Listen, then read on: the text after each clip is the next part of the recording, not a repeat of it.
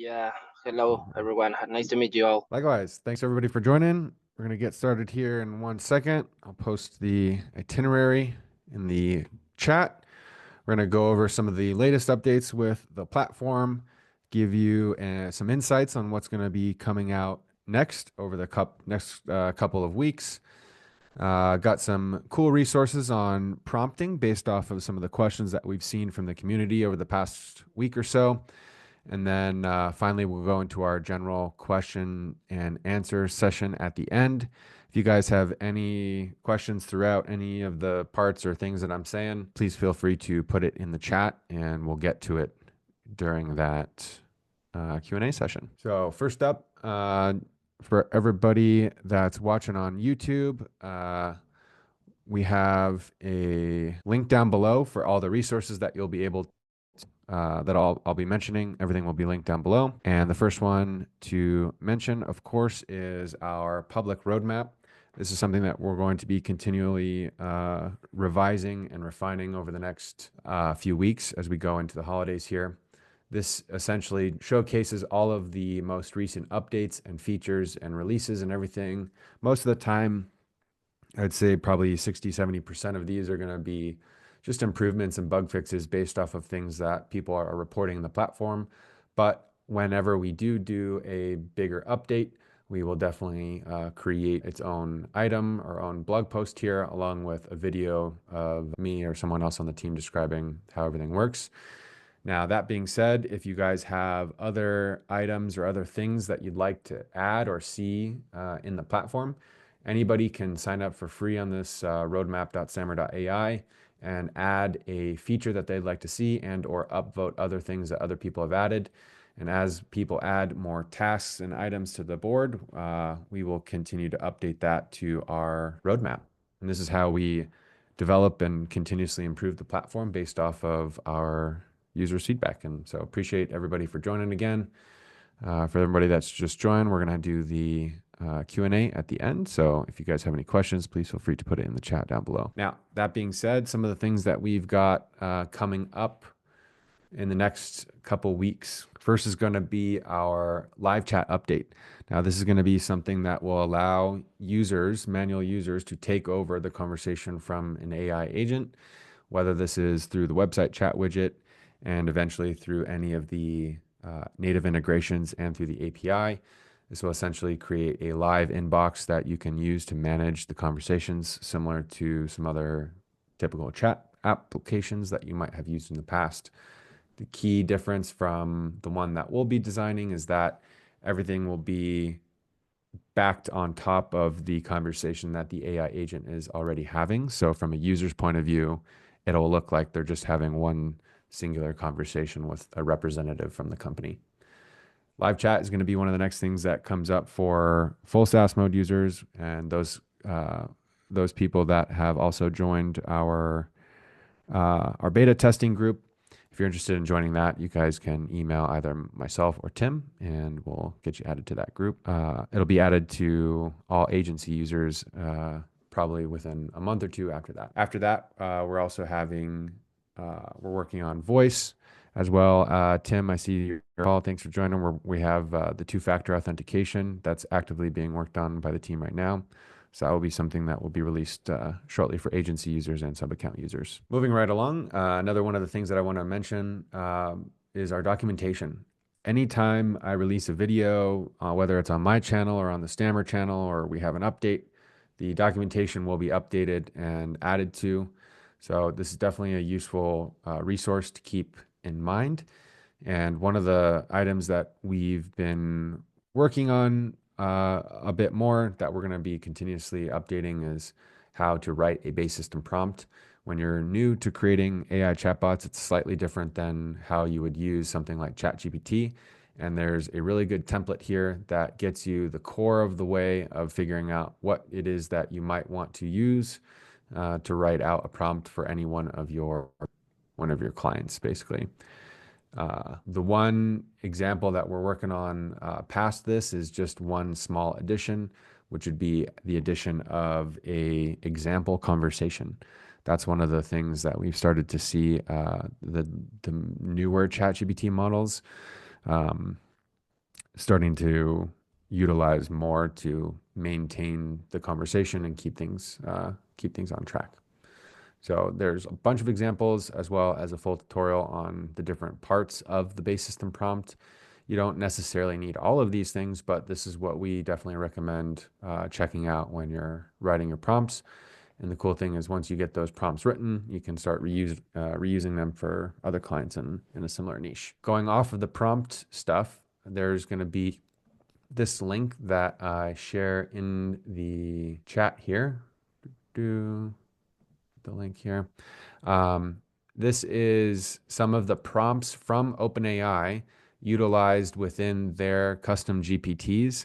This gives you a sense of how others might be writing prompts for other scenarios or use cases beyond the typical customer support use case, which is mostly what these are utilized for. So this is something useful if you're just trying to get some more ideas, and yeah, get ideas and utilize it from that point of view. Um, and I've also got a bunch of other free resources that I'll be posting in the Discord at the end of the year.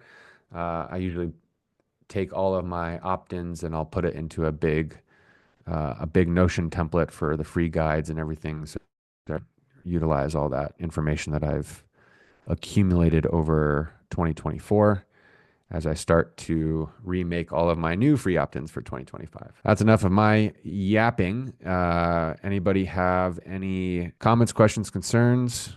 Tim or Drew, did you guys have anything you wanted to add real quick? No, I think you covered everything. I don't have anything to add. Good on my end as well. Yeah, and for everybody watching, please, if you guys have any issues, comments, concerns, please feel free to reach out to us, submit a support ticket, email us. My email is ross@stammer. We can always help you guys get things moving along here. When you guys succeed, we succeed. Yo, Ross, how you doing? Hi, Good, good. too. I have a question. Yes, Because in please. Germany there's a pretty hard law because of the data security and is there an option if we integrate the chatbot into WhatsApp, business account, Messenger, to give the people option to unsubscribe like the chatbot? Because in Germany you need for everything a permission. And so, like an email, you have the option to choose. I can unsubscribe a newsletter. Is there a possibility for our chatbots when we integrate them, like in WhatsApp business accounts, in the Meta, to give the people a choice to say, okay, for me it's now enough. I want, like, for example, to unsubscribe the chatbot. I don't want to continue in the future because it's important so I can integrate them. The German law is pretty hard. I think one of two hardest in the Europe actually at the moment. How can I Yeah, solve so that problem? so our chatbots are only one way right now, right? So it's not going to reach out to the customer in order unless they talk to it first. So I don't think we would need to have an unsubscribe option, though I could be wrong. So you let me know. And I believe Meta does have ways for them to just not subscribe to that chat anymore. What Is are it your like thoughts a there? is it like an actual button or is it something like respond stop or respond something to unsubscribe? It should be just a possibility for people. They want to stop.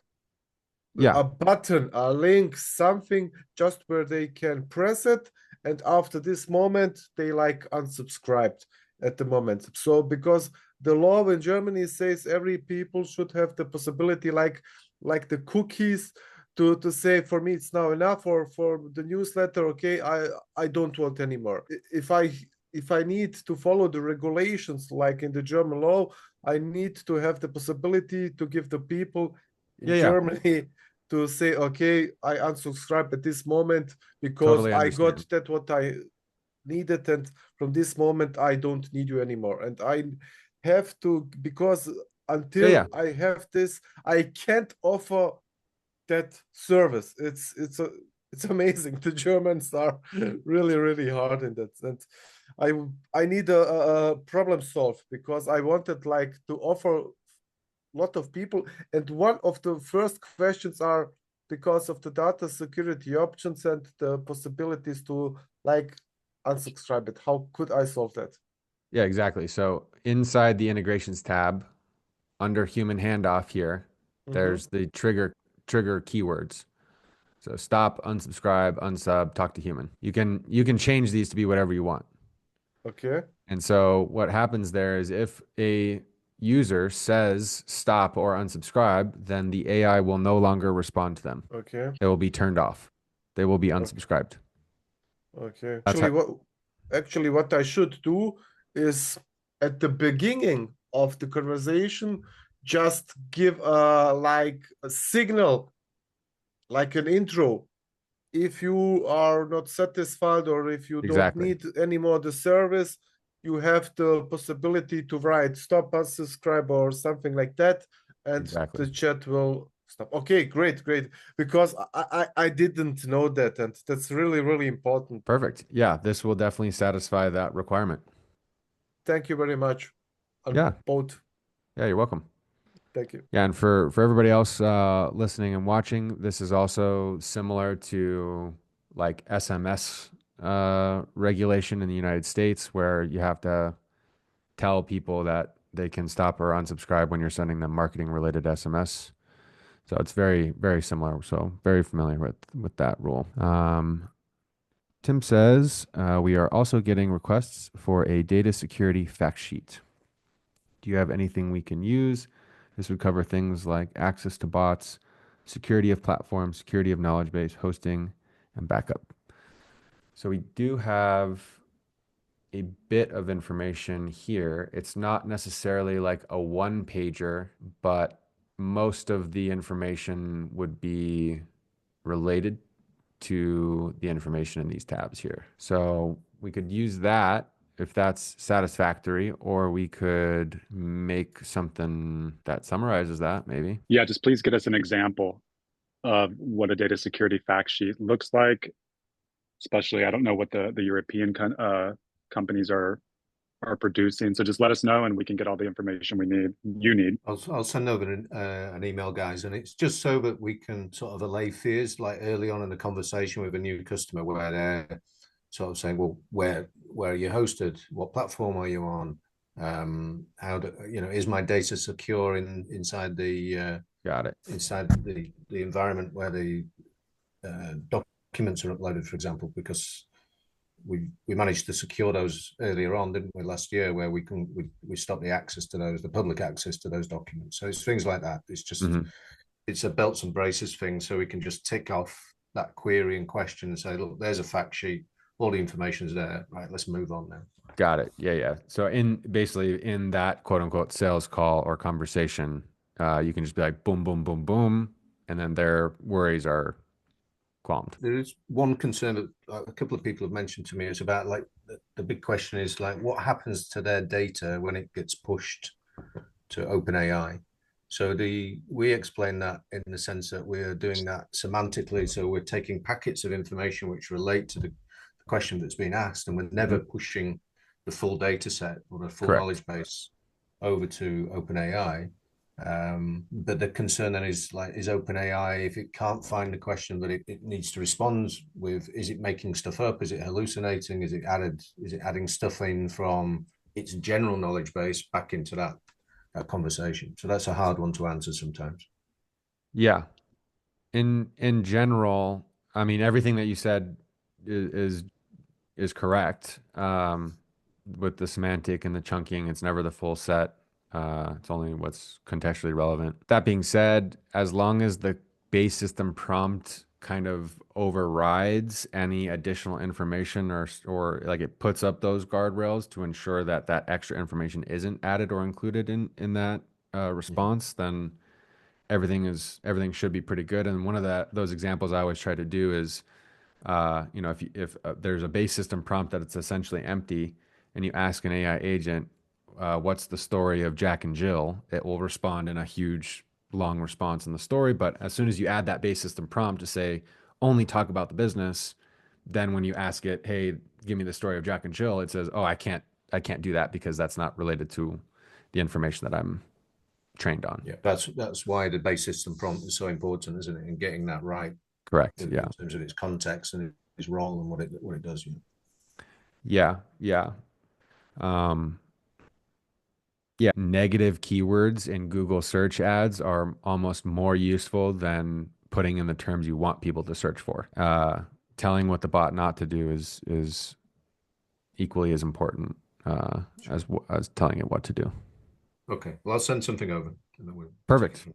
Awesome. Thank you. Yeah, and Ross, one thing I think we should mention related to the data security stuff, if you do have a client that's a big client that is concerned about data security and they want everything in their own isolated environment, we do have a version of Stammer that can be installed in a corporate environment. And as far as the models it would access models in their own Azure environment that are cordoned off to only them. So that is an option.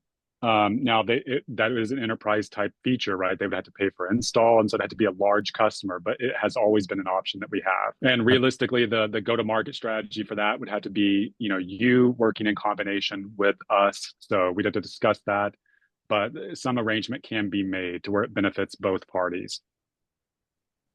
So good point. Cool. Any other questions, comments, concerns? Any big wins anybody wants to brag about? If not, I think we'll cut it there for this week.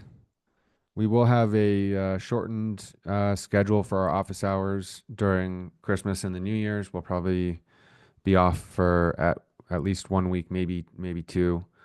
But the team will be rocking and rolling regardless, working on all of our next updates. So thanks everybody for joining, and we'll see you guys next week. Take care. Thank you. Have a good one. Thank you. Thank Thanks. you. Bye.